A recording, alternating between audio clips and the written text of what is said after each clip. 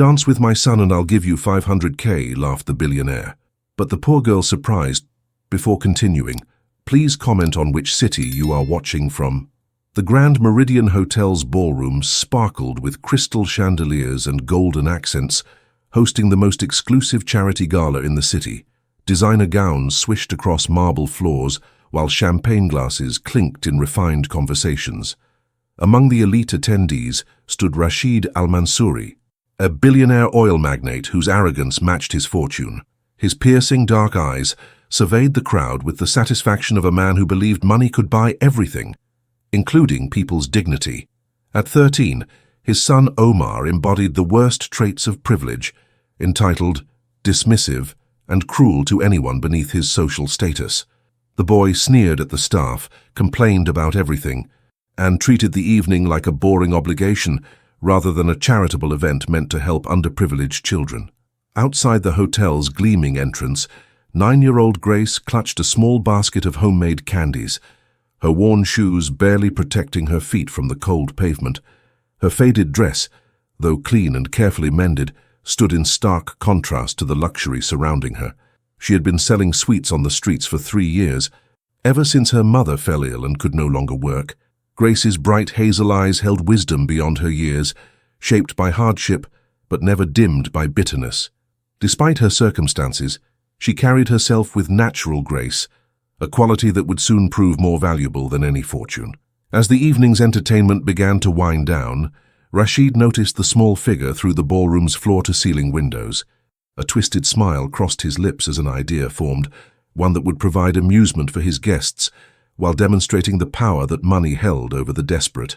He had no idea that this moment would challenge everything he believed about worth, dignity, and the true meaning of nobility.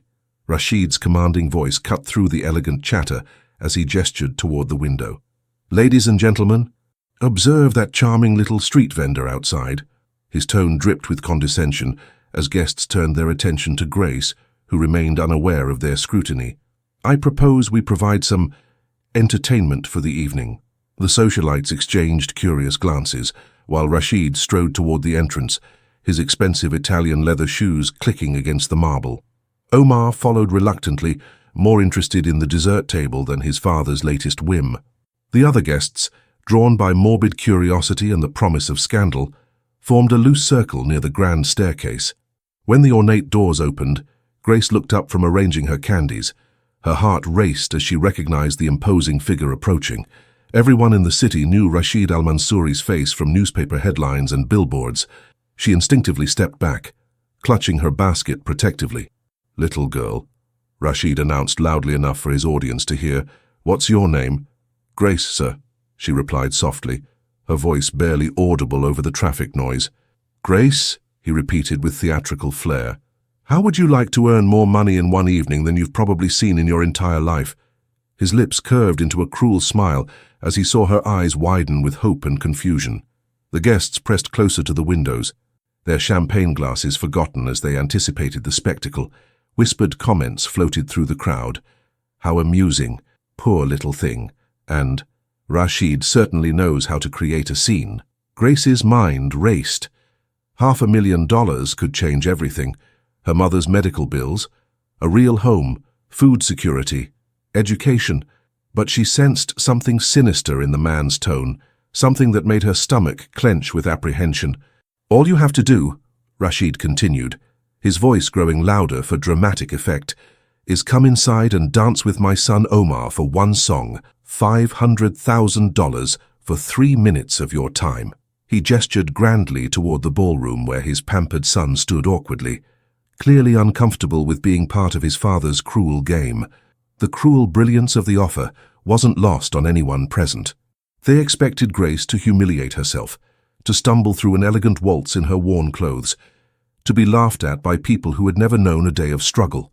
The entertainment value lay not in her success, but in her inevitable failure. Omar shifted uncomfortably, recognizing his father's pattern of using others' desperation for his own amusement. Though spoiled and entitled, the 13-year-old felt a flicker of shame at being used as an instrument of humiliation. Grace studied the faces surrounding her through the gleaming windows. She saw the anticipation, the barely contained laughter, the way they looked at her like she was a performing animal. For a moment, she considered walking away, preserving what little dignity a homeless 9-year-old could claim. But then she thought of her mother, lying in their makeshift shelter, growing weaker each day without proper medical care. She thought of the nights they went to bed hungry, the cold mornings when she had to choose between buying food or saving money for medicine. "I accept," Grace said quietly, her young voice carrying a strength that surprised even herself. Rashid's grin widened triumphantly as he led her toward the entrance. The guests practically vibrated with excitement, already composing the stories they would tell at future dinner parties about the night they watched a street child embarrass herself for money. None of them noticed the way Grace walked, with perfect posture despite her circumstances, each step measured and graceful. None of them saw the quiet confidence in her eyes or the way she held her head high even in the face of their obvious disdain.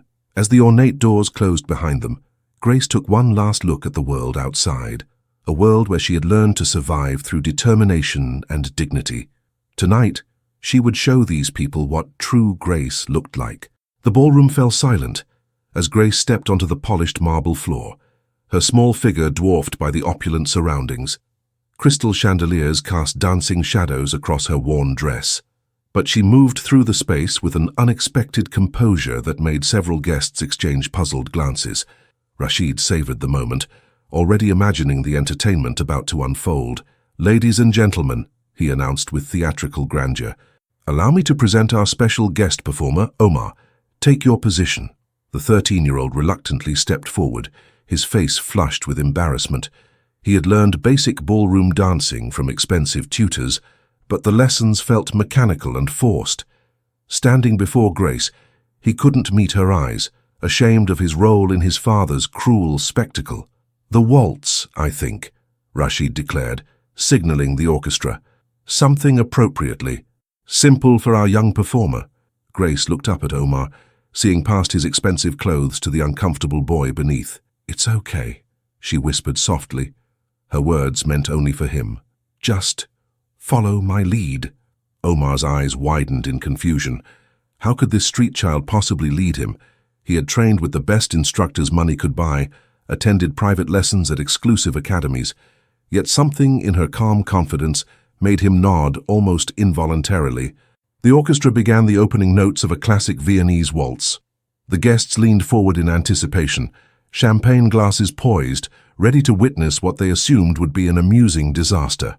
Phones discreetly emerged from evening purses, prepared to capture the humiliation for social media. Grace took Omar's hand and placed her other on his shoulder with perfect form. Her posture straightened, her chin lifted, and in that instant, something magical happened. The frightened street child disappeared, replaced by a young dancer whose natural grace transcended her circumstances. As they began to move, the guests' smirks slowly faded into expressions of bewilderment. Grace glided across the floor with fluid precision, her movements displaying years of training that seemed impossible, given her situation. She led Omar through the steps with such skill that his own clumsy movements began to improve, guided by her steady confidence. Mrs. Helena Sinclair, a prominent socialite and former ballet dancer herself, lowered her champagne glass in shock. "That's not amateur dancing," she whispered to her husband. "That child has had serious classical training." The transformation was mesmerizing. Grace's worn dress seemed to flow like silk as she executed perfect box steps, natural turns, and graceful dips that belonged in a professional dance studio, not a charity gala meant to mock her poverty.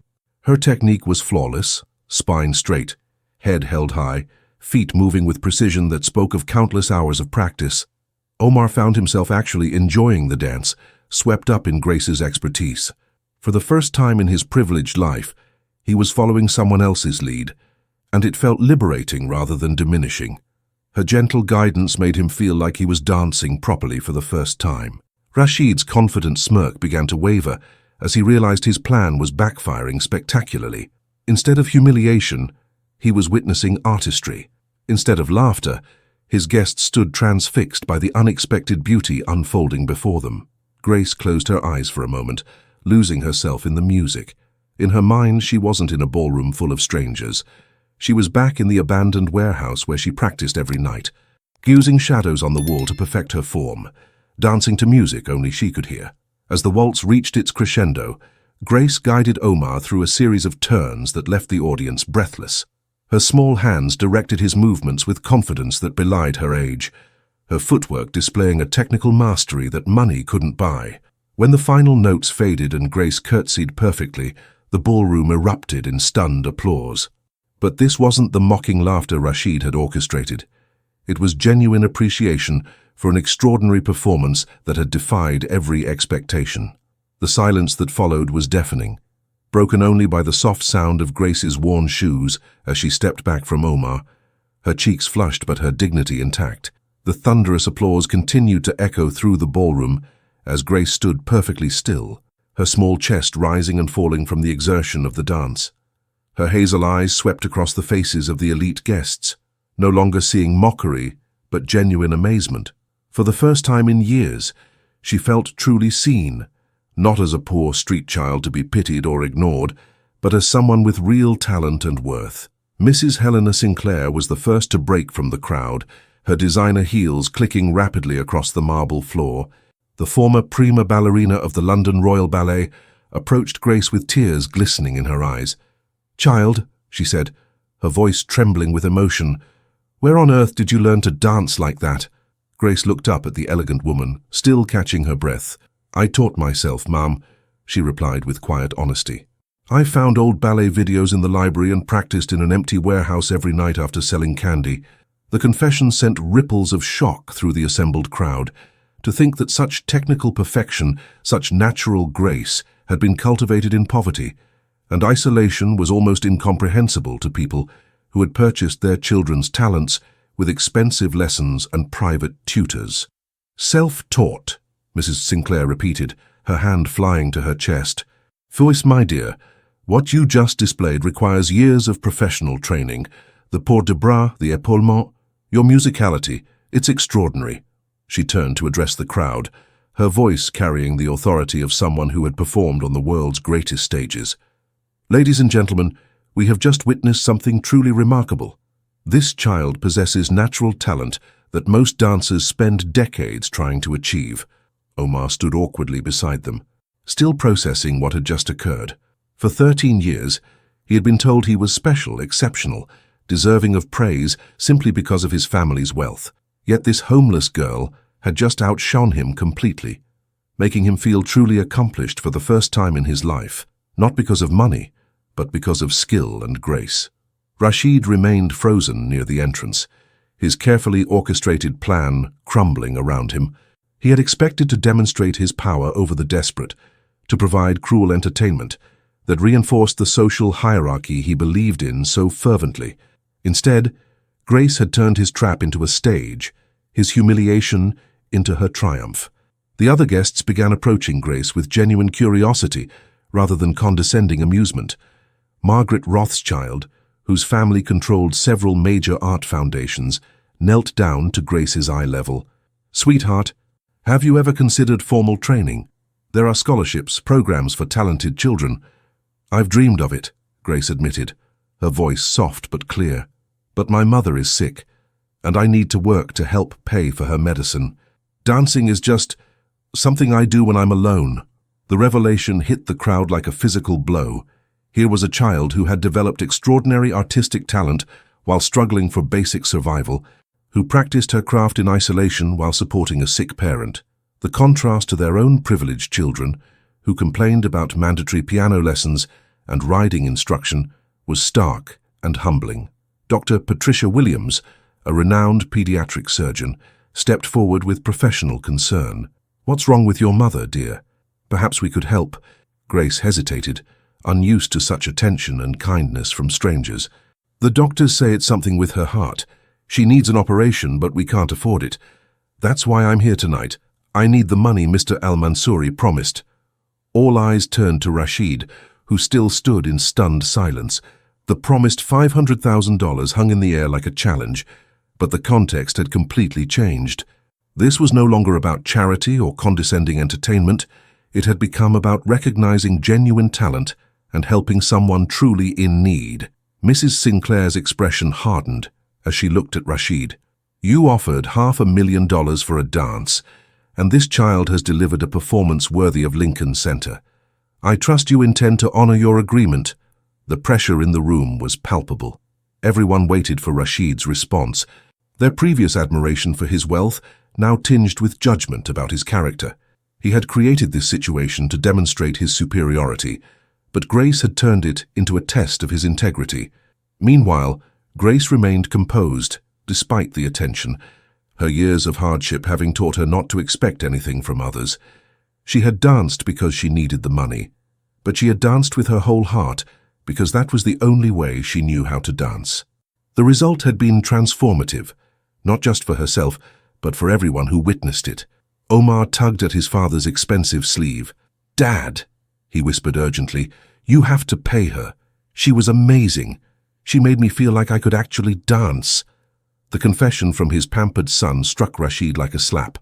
Omar had never shown appreciation for anything, not his tutors, his toys, his privileges. Yet this homeless child had given him something genuine in 3 minutes that years of luxury hadn't provided. As the crowd continued to murmur among themselves, forming plans to help Grace and discussing her extraordinary talent, Rashid realized that his attempt to demonstrate power had instead revealed his moral poverty. The child he had meant to humiliate had exposed him instead, showing everyone present what true grace looked like in the face of adversity.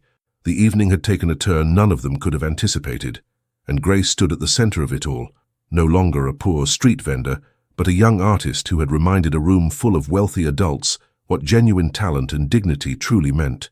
The atmosphere in the ballroom had completely transformed. What began as a cruel spectacle orchestrated by Rashid had evolved into something resembling a spontaneous charity auction, with guests eager to contribute to Grace's cause. Business cards were being exchanged, phone calls were being made, and for the first time in the evening the word charity carried genuine meaning rather than social obligation. Rashid found himself cornered by the very society he had sought to entertain. Their admiration for his wealth hadn't disappeared, but it was now coupled with expectations about his moral character. The promised $500,000 had become a public commitment, and his reputation depended on following through. "The check," Mrs. Sinclair said firmly, extending her perfectly manicured hand. "I believe you have a debt to settle." Rashid's jaw tightened. Writing the check wasn't about the money. He spent more than that on a single painting or vintage wine collection. It was about admitting that his plan had failed, that a 9-year-old homeless girl had outmaneuvered him completely. His pride warred with his public image as the crowd watched expectantly. Grace observed the tension with the wisdom of someone who had learned to read people's intentions for survival. She sensed the billionaire's reluctance and stepped forward with quiet dignity. "If Mr. Al-Mansouri would prefer not to pay," she said calmly, "I understand. I danced because I loved to dance. The money would help my mother, but I won't beg for it." Her words, delivered without bitterness or accusation, cut deeper than any demand could have. The assembled guests exchanged glances, recognizing the stark contrast between Grace's nobility and Rashid's petulance. A 9-year-old was displaying more class than a man worth billions. Omar A., still processing the evening's revelations, found his voice. "Dad, she earned it fair and square. You said dance with me for $500,000, and she did. She danced better than anyone I've ever seen." The support from his own son was the final straw. Rashid pulled out his phone and, with visible reluctance, instructed his assistant to transfer the funds immediately. "Consider it done," he said stiffly, his words lacking any warmth or grace. But the guests weren't finished. Dr. Williams had been quietly making calls during the commotion, and she approached Grace with a warm smile. "I've spoken with my colleagues at Children's Hospital. If your mother needs cardiac surgery, we'd like to evaluate her case. There are programs available for families in need." Margaret Rothschild stepped forward with her own contribution. The Rothschild Foundation provides scholarships for exceptionally talented young artists. "Grace, would you be interested in formal ballet training? Full tuition, plus a monthly stipend for living expenses." Grace's eyes widened in disbelief. In one evening, her entire world had shifted from desperate survival to possibilities she had never dared imagine. "You would really do that, even though I'm just a street vendor?" "You are not just anything," Mrs. Sinclair said firmly. You are an artist. Raw talent like yours is incredibly rare, and it deserves to be nurtured properly." She paused, her experienced eye studying Grace's posture and bearing. "With proper training, you could dance professionally, New York Ballet, Royal Opera House, anywhere you choose." The transformation in Grace was subtle but profound. For years, she had survived by making herself small and invisible, staying out of trouble and drawing as little attention as possible. Now, surrounded by people who saw her potential rather than her poverty, she began to stand a little straighter, her natural confidence emerging from beneath layers of learned survival behavior. Omar watched this transformation with fascination. All his life, he had been surrounded by people who told him he was special because of his father's money. But Grace was special because of who she was, what she could do, the strength of her character. For the first time, he began to understand the difference between being entitled and being worthy. Could I maybe take some lessons too?" Omar asked hesitantly. "Real lessons, I mean, not just the boring stuff my tutors make me do, but dancing like that." He gestured toward the dance floor, where Grace had just performed her magic. Mrs. Sinclair smiled at the boy's request. "Of course, young man, though I suspect you'll find that real dance training requires more discipline than you're used to. It's not just about having the best teachers money can buy, it's about dedication, practice, and genuine passion for the art." As the guests continued making plans around her, Grace felt a strange sensation she hadn't experienced in years. Hope. Not the desperate hope of someone praying for survival, but the expansive hope of someone seeing a future full of possibilities. The warehouse where she practiced alone would be replaced by a real studio. Her self-taught technique would be refined by masters. Her sick mother would receive proper medical care, but perhaps most importantly, she had learned something about herself that no amount of poverty could diminish. She possessed something valuable that had nothing to do with money or social status, genuine talent, cultivated through determination and love for her craft. The recognition from these experts wasn't charity, it was acknowledgement of real worth. As the evening wound toward its conclusion, Grace stood surrounded by business cards, phone numbers, and promises that would change her life forever. But she also stood with her dignity intact, having earned everything through her own merit rather than accepting handouts motivated by pity. The cruel game that Rashid had orchestrated to demonstrate his superiority had instead revealed the power of genuine talent and authentic grace to transcend social barriers and touch human hearts. 3 weeks later, the transformation in both Grace's and Omar's lives had begun in earnest. The exclusive Whitmore Academy of Dance, housed in a converted mansion on the Upper East Side, had become Grace's second home. The scholarship arranged by Margaret Rothschild covered not only her tuition, but also provided a small apartment for her and her recovering mother, along with a monthly stipend that eliminated their financial desperation. Grace stood at the bar in Studio A, surrounded by mirrors that reflected her precise movements as she worked through her morning exercises. Her technique, once self-taught and isolated, was now being refined by Madame Kowalski, a former Bolshoi prima ballerina whose standards were legendary and whose praise was earned rather than given.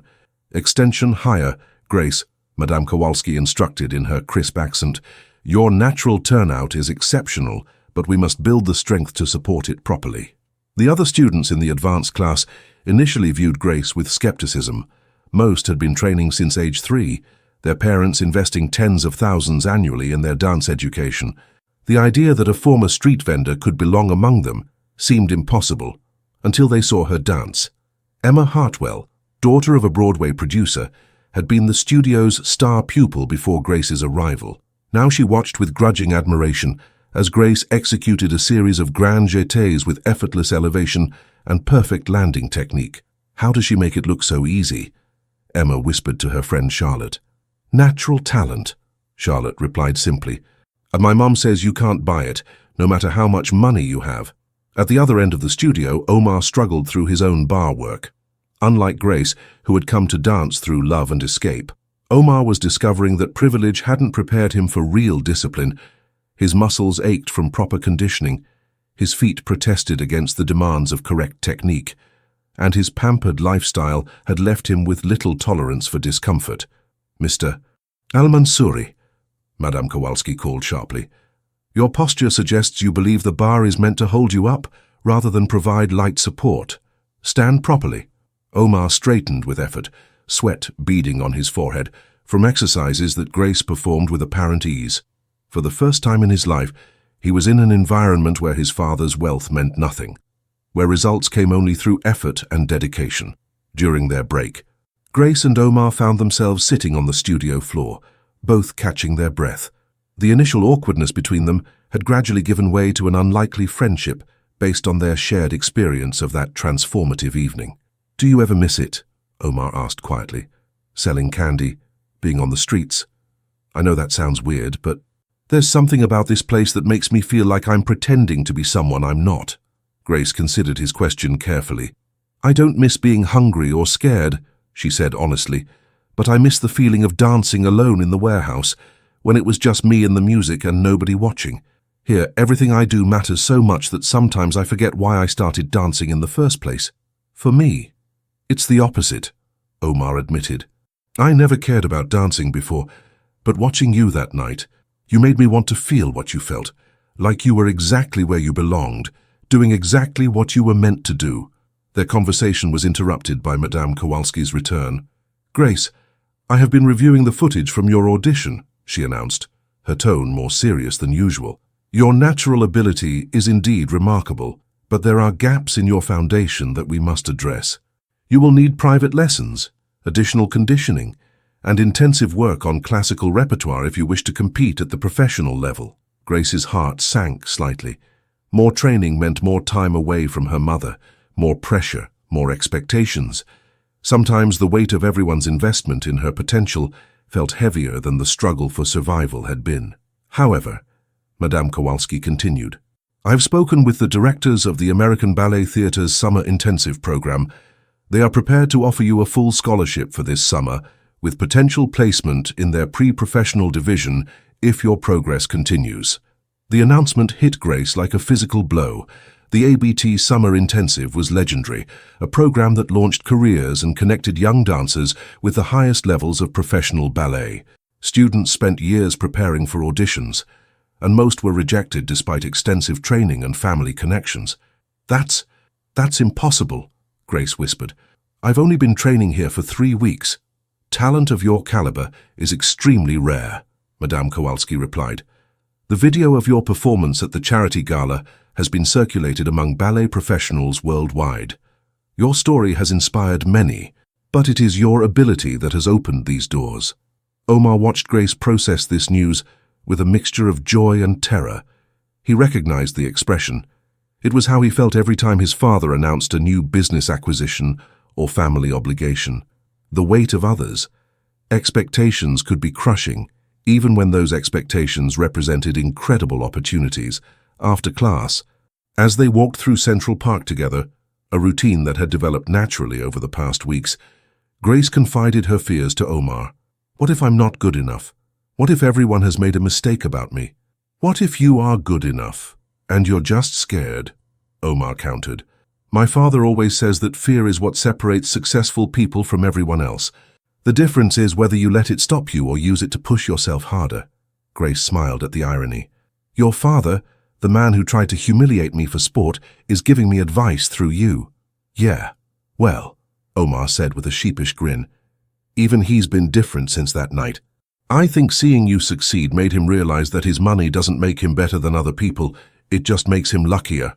As they reached Grace's apartment building, a modest but clean space that felt like a palace compared to her previous circumstances, she reflected on how completely her world had changed. The little girl who once practiced dance moves in an abandoned warehouse was now preparing for one of the most prestigious ballet programs in the country. But the most profound change wasn't in her circumstances, it was in her understanding of her own worth. 6 months had passed since that transformative evening at the Grand Meridian Hotel, and the ripple effects continued to spread through the lives of everyone involved. Grace's mother, Maria, sat in the comfortable chair by the window of their new apartment, her recovery from cardiac surgery progressing remarkably well. The color had returned to her cheeks, and for the first time in years, she could watch her daughter practice without the crushing weight of guilt about their circumstances. "Mija," Maria called softly, As Grace finished her morning bar routine in their small living room, which had been converted into a makeshift studio, Mrs. Sinclair called. "She wants to discuss something important about your summer intensive." Grace toweled off the perspiration from her workout, her body now visibly stronger and more defined from months of professional training. The transformation was remarkable, not just physically, but in her bearing and confidence. She moved through the world with the assurance of someone who had discovered her true calling. At the Whitmore Academy, Grace had become something of a legend. Her rapid advancement through the levels had broken every precedent in the school's prestigious history. Students who had been training for a decade watched in amazement as Grace mastered techniques that had taken them years to achieve. Her natural musicality and emotional depth brought new dimensions to classical pieces that even experienced dancers struggled to interpret. But success hadn't come without challenges. The intensity of professional training had pushed Grace to physical and emotional limits she never knew existed. Some nights, she collapsed into bed with muscles screaming from exertion, wondering if she had the strength to continue pursuing a dream that demanded everything she had to give. Meanwhile, Omar's journey had taken a different but equally profound path. The pampered teenager who once complained about basic etiquette lessons was now dedicating 3 hours daily to dance training, his determination surprising everyone who knew him, including himself. His father's initial skepticism had gradually transformed into grudging respect, as Omar displayed a work ethic that no amount of money could have purchased. That afternoon, at the Al-Mansouri family office, Rashid sat across from his son during their weekly lunch meeting, a tradition that had evolved from business discussions to genuine conversations about life and values. The change in their relationship had been one of the most unexpected consequences of that evening at the charity gala. "The headmistress from your school called," Rashid said, reviewing a folder of documents. "Your grades have improved dramatically, and your teachers report that you've developed remarkable focus and discipline. They're attributing it to your dance training." Omar looked up from his salad, pleased but not surprised. "Learning to dance properly isn't just about the steps, Dad. It's about controlling your body, your mind, your emotions. Everything has to work together, or it falls apart. Like running a business," Rashid observed thoughtfully. "I'm beginning to understand why you've become so passionate about it." The conversation was interrupted by Rashid's assistant, who announced that Mrs. Helena Sinclair had arrived for their scheduled appointment. Over the past months, the former prima ballerina had become an unexpected advisor to the Al-Mansouri family, helping them understand the world of professional dance and guiding Omar's development. "Rashid, Omar," Mrs. Sinclair greeted them warmly as she entered the office. "I have news about both of your protégés." She settled into the leather chair across from Rashid's desk, her dancer's posture never compromising, even in casual conversation. "Grace has been accepted into the American Ballet Theater's year-round pre-professional program. It's an extraordinary achievement for someone with her background and limited formal training." Omar's face lit up with genuine pride for his friend. "That's amazing. She's worked so hard for this." "Indeed," Mrs. Sinclair continued, "but there's more. The program directors want to feature Grace in a documentary about exceptional young dancers. Her story, from street vendor to ABT candidate, has captured international attention. Ballet companies in London, Paris, and Moscow have expressed interest in following her development." Rashid shifted uncomfortably. The documentary would inevitably revisit that night at the charity gala, and his role in what had begun as attempted humiliation. His reputation had already undergone scrutiny from society circles. Though most had chosen to focus on Grace's triumph rather than his initial cruelty. "There's something else," Mrs. Sinclair said, her tone becoming more serious. "The program requires a significant financial commitment beyond the scholarship. Living expenses in New York, specialized coaching, medical support for the intensive training. It totals nearly $100,000 annually." The sum wasn't large by Rashid's standards, but Mrs. Sinclair wasn't asking for charity. Her expression suggested something more complex. "Omar," she addressed the teenager directly, "your progress has been remarkable, but you're approaching a crucial decision point. Serious dance training requires total commitment, no more casual approach. If you want to continue advancing, you need the same level of dedication that Grace has shown." Omar felt the weight of the moment. For months, dance had been a fascinating hobby. a way to connect with something genuine in his privileged world. But Mrs. Sinclair was offering him the chance to pursue it seriously, to test whether his newfound passion could withstand the demands of professional-level training. "I want to try," he said quietly, "not because I think I'll ever be as good as Grace, but because dancing has taught me things about myself that I never knew. It's the first time I've felt proud of something I earned rather than inherited." Rashid studied his son carefully. The boy's transformation had been profound, from entitled and aimless to focused and determined. The irony wasn't lost on him that Grace, the child he had meant to humiliate, had become the catalyst for positive change in his own family. "What exactly are you proposing?" Rashid asked Mrs. Sinclair. "A foundation?" she replied smoothly. "The Grace and Omar Arts Foundation, dedicated to identifying and supporting exceptional young talents regardless of their economic background. Grace could be your first recipient, but not your last. There are countless talented children whose potential goes unrealized simply because they lack access to proper training." The proposal was elegant in its symmetry. It would address Grace's financial needs, while allowing the Al-Mansouri family to transform their moment of moral failure into ongoing social contribution. More importantly, it would give Omar a meaningful way to use his privilege in service of something larger than himself. As the meeting concluded, Rashid found himself agreeing to fund not just Grace's training, but an entire program designed to identify and nurture artistic talent in underserved communities. The decision felt like completing a circle that had begun with his attempt to demonstrate superiority through cruelty, and had evolved into genuine understanding of what true worth looked like. 1 year after the charity gala, Grace stood in the wings of Lincoln Center's David H. Koch Theater, preparing for her debut performance with the American Ballet Theater's studio company. The venue that had once seemed impossibly distant from her world was now her stage, and the nervous energy coursing through her body was a mixture of terror and exhilaration she had learned to channel into her art. Her costume, a delicate white tutu with intricate beadwork, represented months of preparation for this moment. Tonight, she would perform a variation from Giselle, one of ballet's most demanding and emotionally complex roles.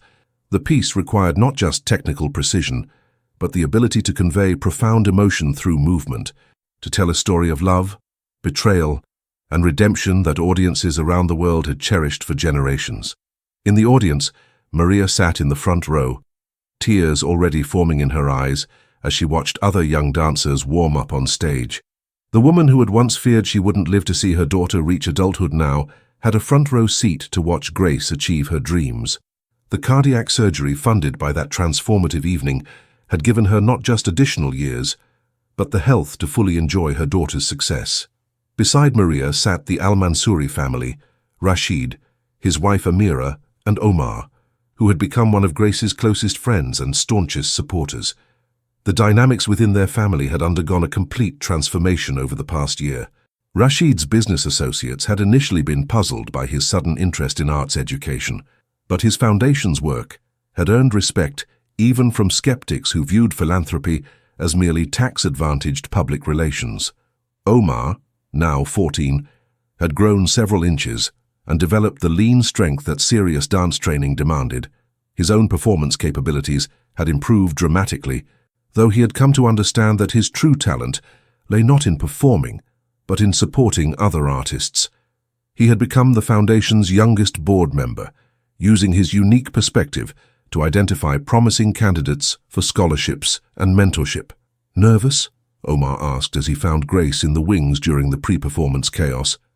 "Terrified," Grace admitted with a smile that didn't quite hide her anxiety, "but also excited." "Mrs. Sinclair says that fear means you care enough to push yourself beyond what you think you can do. You're going to be incredible," Omar said with complete confidence. "I've watched you prepare for this role for months. You don't just dance Giselle, you become her." Their conversation was interrupted by the arrival of Madame Kowalski, whose presence always commanded immediate attention. Over the past year, the former Bolshoi principal had become more than just Grace's instructor. She had become a mentor who understood the unique challenges faced by artists who rose from difficult circumstances. "Grace," Madame Kowalski said in her measured tone, "tonight you will discover something important about yourself. Technical perfection can be taught, but the ability to move an audience, that comes from within. You have lived through struggles that give depth to your interpretation. Use that experience, but don't be imprisoned by it. As the house lights began to dim and the orchestra tuned their instruments, Grace felt the familiar transformation that occurred whenever she prepared to dance. The anxious teenage girl from the streets faded away, replaced by an artist who had found her true voice through movement and music. From the audience, Rashid watched the pre-performance activity with emotions he still struggled to understand. This evening represented the complete reversal of his worldview. A year ago, he had believed that worth was determined by wealth, that power came from the ability to humiliate others, that success meant demonstrating superiority over those less fortunate. Grace had shattered those beliefs not through confrontation or accusation, but simply by being excellent at something that money couldn't buy. Her talent had exposed the emptiness of his materialistic values and shown him what genuine achievement looked like. The foundation he had established in Grace and Omar's names had already identified 12 other exceptional young artists from disadvantaged backgrounds. Each scholarship recipient had a story of determination and sacrifice that humbled the wealthy board members who reviewed applications. The program had become Rashid's most meaningful business endeavor, generating no profit, but providing returns measured in transformed lives and realized potential. As the curtain rose and Grace took her position center stage, the theater fell into absolute silence. The young woman who had once sold candy on street corners now commanded the attention of New York's most sophisticated arts audience. Her opening movements were tentative and gentle, perfectly capturing Giselle's innocent love before tragedy strikes. Mrs. Sinclair, sitting in the honored guest section, watched with the critical eye of someone who had performed this same role on the world's greatest stages. Grace's interpretation was already revealing insights that surprised even her experienced instructor. The emotional authenticity in her movements spoke to personal understanding of loss and hope that couldn't be taught in any classroom. As Grace moved through the ballet's narrative arc, from innocent joy through betrayal and heartbreak to supernatural forgiveness, her performance transcended technique and entered the realm of genuine artistry. Each gesture carried emotional weight. Each leap seemed to defy gravity, not through physical prowess alone, but through pure spiritual elevation. In the dramatic climax, as Giselle chooses forgiveness over revenge, Grace's performance reached a level of emotional truth that left the audience breathless. The abandoned warehouse where she had once practiced alone seemed like a distant memory as she commanded the stage with confidence and grace that belonged in the world's greatest theaters. The final moments of the ballet found Grace in a pose of transcendent peace, her arms extended toward heaven as Giselle's spirit ascends beyond earthly pain. When the curtain fell, the silence lasted several heartbeats before exploding into thunderous applause that seemed to shake the very foundations of Lincoln Center. As Grace took her bows, curtsying with perfect form to each section of the theater, she searched the audience until her eyes found her mother's tear-streaked face. The journey from that desperate night outside the charity gala to this moment of triumph seemed impossible, yet here she stood, living proof that talent and determination could overcome any obstacle. The post-performance reception at Lincoln Center's Promenade Bar buzzed with excitement and admiration. Critics, donors, and ballet enthusiasts mingled with champagne glasses, their conversations dominated by Grace's extraordinary debut. The reviews, already being hastily composed on smartphones and tablets, were universally glowing. Several veteran critics were calling it the most emotionally powerful performance they had witnessed from such a young dancer. Grace, still glowing from the adrenaline of performance, moved through the crowd with Omar at her side. The contrast to that night at the charity gala was striking. Now she was the center of attention by choice and merit, surrounded by people who genuinely respected her artistry rather than viewing her as entertainment. "Miss Grace," approached Jonathan Stafford, the artistic director of American Ballet Theatre, his presence causing conversations to pause around them. "That was a remarkable performance tonight. We'd like to discuss accelerating your development track. There are principal dancers in major companies who would struggle to match the emotional depth you brought to that role." The offer was significant beyond Grace's immediate comprehension.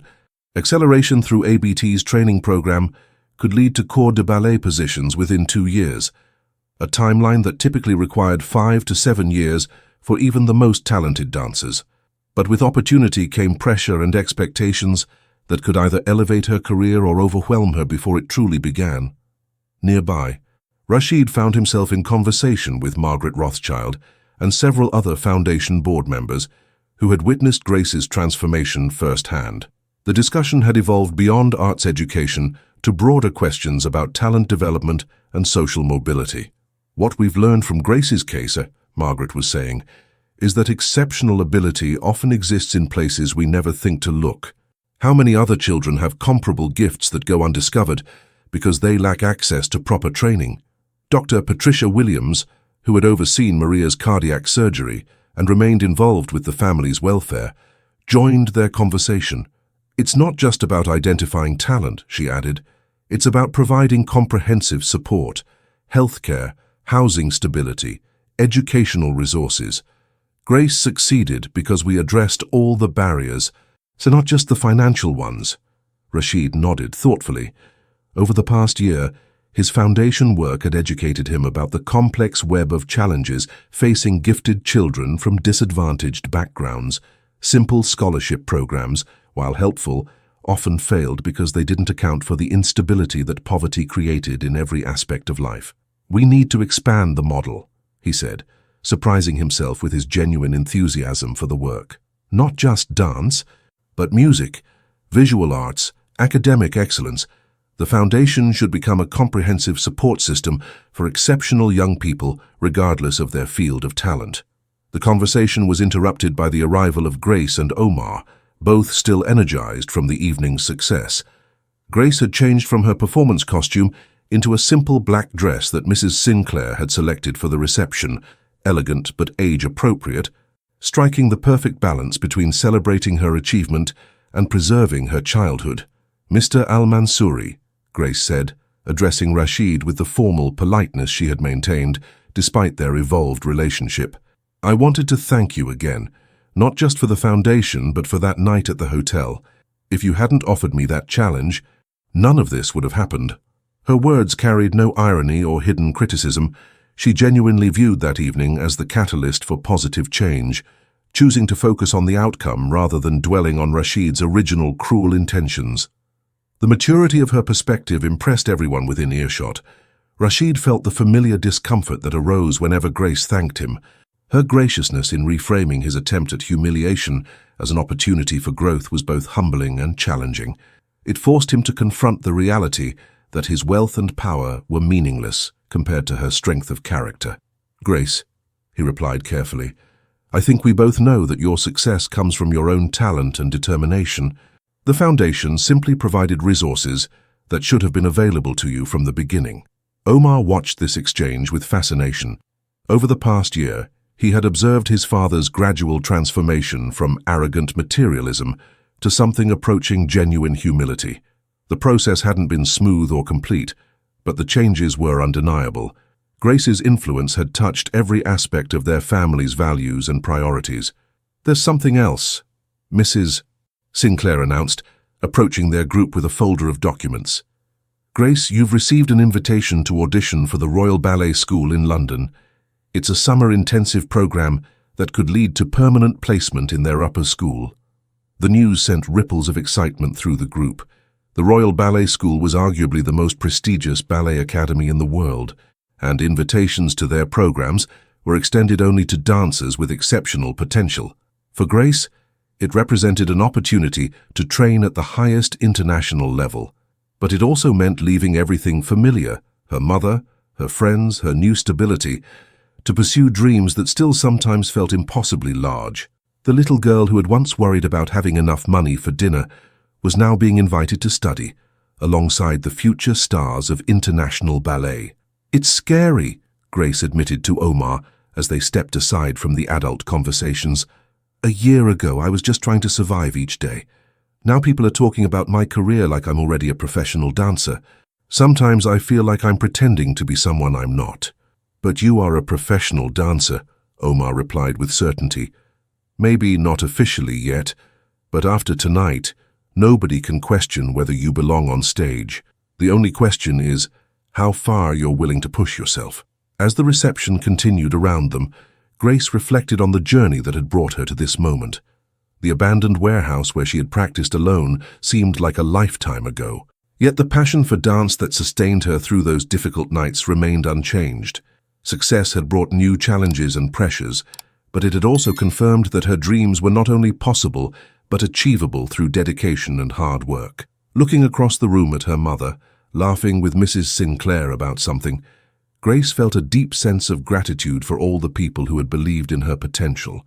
But mostly, she felt proud of herself for having the courage to accept Rashid's challenge that night, for choosing to dance with dignity rather than walk away in shame. The path ahead was uncertain, filled with opportunities that both thrilled and intimidated her. But Grace had learned that she possessed something more valuable than any scholarship or training program, an unshakable belief in her own worth, cultivated through struggle and confirmed through achievement. 2 years after that transformative night at the charity gala, Grace stood in the wings of the Royal Opera House in Covent Garden, preparing for the most important audition of her life. At 11 years old, she was the youngest candidate ever invited to audition for the Royal Ballet's main company, an unprecedented opportunity that had drawn international attention to her remarkable journey. The audition panel included directors from the world's most prestigious ballet companies, all gathered to witness the young dancer, whose story had captured headlines across the globe. But for Grace, the pressure of their scrutiny paled in comparison to the internal challenge she faced, proving to herself that she truly belonged among the world's elite dancers. In the audience sat everyone who had been part of her journey. Maria, now fully recovered and radiant with pride, clutched Omar's hand as they watched from the front row. Rashid and Amira sat beside them, the billionaire's face showing none of his former arrogance, only genuine concern for a young woman he had come to regard almost as a daughter. Mrs. Sinclair, now serving as Grace's primary mentor, paced nervously in the wings. Even with her decades of professional experience, she had never felt more invested in a single performance. Grace's success would validate everything they had worked toward together, but failure could devastate a spirit that had already overcome so much adversity. "Remember," Mrs. Sinclair whispered, as Grace prepared to take the stage, "you are not auditioning to prove you deserve to be here. You are here because you have already proven your worth. Now simply dance with the same heart that moved us all that first night." Grace nodded, her young face serene with a confidence that had been earned through years of dedication. The scared little girl who had accepted Rashid's challenge was gone, replaced by an artist who understood her own power and potential. As the music began, the same Viennese waltz that had started her journey, Grace stepped onto the stage with perfect poise. But this was no simple recreation of that first dance. Over 2 years of intensive training had transformed her natural talent into technical mastery, her raw emotion into refined artistry. The audition piece was a variation from Aurora's Wedding, one of ballet's most demanding solos. Grace approached it with the maturity of someone who had lived through real struggle, bringing emotional depth to movements that younger dancers often performed with technical precision but little understanding. As she executed the challenging series of fouettes that formed the climax of the variation, Grace felt the presence of everyone who had believed in her, not just those sitting in the audience, but the spirits of all the great dancers who had graced this legendary stage before her. She was dancing not just for herself, but for every talented child whose potential had been overlooked because of circumstances beyond their control. In the audience, Rashid watched with tears streaming down his face, an emotional display that would have been impossible for him 2 years earlier. The calculating businessman, who had once viewed people as entertainment or obstacles, had been fundamentally changed by witnessing Grace's journey. Her success had taught him that true power lay not in dominating others, but in helping them discover their own strength. Omar, now 16 and pursuing his own path as a patron of young artists rather than a performer, felt overwhelming pride for his friend. Grace's courage in accepting his father's cruel challenge had transformed not just her own life, but had rippled outward to change everyone she touched. The foundation bearing their names had already helped dozens of young artists, each carrying forward the lesson that talent and determination could overcome any obstacle. As Grace concluded her audition with a perfect arabesque that seemed to suspend her between earth and heaven, The opera house fell into absolute silence. Then, slowly, one of the artistic directors began to applaud. Others joined, and within moments, the entire panel was standing, offering the kind of ovation typically reserved for established stars. But Grace wasn't finished. With the music still echoing in the vast theatre, she walked to center stage and curtsied, not with the mechanical precision of a trained performer, but with the genuine gratitude of someone who had never forgotten where her journey began. The little girl who had once sold candy on the streets had just auditioned for the Royal Ballet, and everyone in that theatre knew they had witnessed the birth of a future star. 6 months later, Grace stood in her dormitory room at the Royal Ballet School, packing for her first professional performance with the company. At 12 years old, she had become the youngest dancer ever accepted into their main company, an achievement that would have seemed impossible just 3 years earlier. The room was modest, but comfortable, its walls covered with photos documenting her incredible journey. There was the newspaper clipping from her debut at Lincoln Center, a program from the charity gala where it all began, and dozens of pictures with the people who had become her extended family. Her phone buzzed with a video call from Omar, now 17 and preparing for university, while managing the day-to-day operations of their foundation. Behind him, she could see the new scholarship recipients, a young violinist from Detroit, a painter from rural Mississippi, and a dancer from Puerto Rico who reminded Grace of herself at 9 years old. "How does it feel?" Omar asked, grinning at his friend through the screen. "Surreal," Grace admitted, holding up her new company contract. "Sometimes I still can't believe this is real. 3 years ago, I was worried about having enough money to buy medicine for Mom. Now I'm getting paid to do what I love most in the world." "You earned every bit of it," Omar replied firmly. "Your dad called yesterday, by the way. He wanted me to tell you how proud he is." Grace smiled at the reference to Rashid as her dad, a relationship that had evolved naturally as the Al-Mansouri family had embraced her as one of their own. The man who had once tried to humiliate her had become one of her greatest advocates, using his influence to open doors for other talented young people who needed opportunities. That evening, Grace performed her first official role with the Royal Ballet, dancing the part of a young swan in Swan Lake. As she moved across the stage with 24 other dancers, she felt the completion of a circle that had begun with a cruel challenge and had become a story of triumph over adversity. In the audience, Maria watched with tears of joy, knowing that her daughter had not only achieved her dreams, but had done so without losing the kindness and humility that made her special. Beside her sat Mrs. Sinclair, whose investment in Grace's potential had been vindicated beyond her wildest expectations. The performance was flawless, but more importantly, it was joyful. Grace danced with the same passion that had sustained her through those lonely nights in the abandoned warehouse, the same determination that had carried her through months of grueling training, and the same grace that had turned a moment of intended humiliation into the foundation of an extraordinary life. As the curtain fell and the audience erupted in applause, Grace thought about all the children around the world who possessed hidden talents waiting to be discovered. Through her foundation's work, she hoped to ensure that circumstances would never again prevent deserving young people from pursuing their dreams. The little girl who had accepted a Billionaire's challenge had not only transformed her own life, she had created a legacy of opportunity that would inspire generations of young artists to believe that anything was possible with talent, determination, and the courage to dance when the music begins. Grace's story proves that extraordinary talent exists everywhere, waiting for the right opportunity to flourish. Around the world, countless children possess gifts that could change their lives and inspire others, but lack access to proper training, mentorship, and support systems. Your support can make the difference. Whether through donations to arts education programs, volunteering as a mentor, or simply taking time to recognize and encourage the talents of young people in your community, you have the power to be someone's Mrs. Sinclair or Omar, the person who believes in potential when no one else does. Every great artist's journey begins with a single moment when someone says yes to their dreams. Will you be that person for a child who needs an advocate? Will you help write the next chapter in a story of transformation that begins with talent and ends with triumph? The next Grace is out there, waiting for her chance to dance,